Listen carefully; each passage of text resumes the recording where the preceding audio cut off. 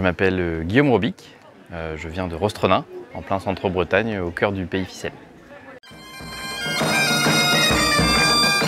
Et ce qu'on nous demande, nous, spécifiquement sur la composition, c'est d'avoir un regard artistique qui sache prendre un peu de recul peut-être sur la transmission, le sens et comment est-ce que les danseuses et les danseurs arrivent à créer un lien avec le public qui leur permet de comprendre ce qu'ils ont envie de raconter.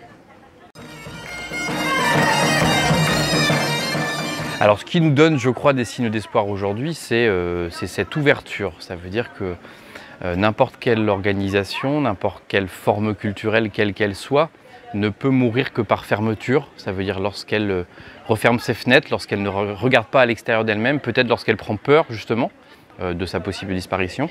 Mais quand une culture ou quand des cultures s'ouvrent, regardent à l'extérieur, regardent au-delà de ses propres frontières, se questionnent aussi sur ce qu'elle veut dire, et comme ça tend la main vers l'extérieur, je pense que ça ne peut que donner espoir dans ses capacités de transmission. La culture bretonne, les cultures bretonnes, elles sont aujourd'hui en train d'être transmises de génération en génération. Et ce qu'on constate aujourd'hui donne évidemment espoir, notamment encore une fois par rapport à la présence de tous ces enfants qui donnent vraiment du baume au cœur.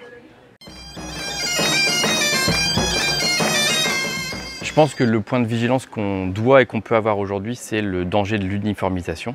Ça veut dire qu'on sait aujourd'hui que les grandes industries de création artistique et culturelle, elles sont mondialisées, elles sont aussi financièrement très établies. Il faut qu'on arrive, nous, en Bretagne particulièrement, à soutenir les associations, à soutenir les personnes qui s'investissent dans le fait de faire vivre nos cultures traditionnelles et populaires. Je pense que le rapport à l'art et le rapport à la création réussissent un équilibre qui n'est pas si simple entre les traditions, entre les racines et entre ce qu'on veut en faire et comment on les élève.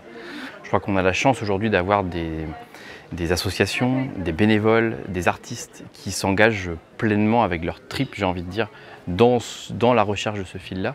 Et ce qui fait la force de la Bretagne, c'est pour moi ce mariage-là. Je peux difficilement dire autre chose que la danse ficelle. C'est une danse que je trouve magnifique, particulièrement le pas des femmes.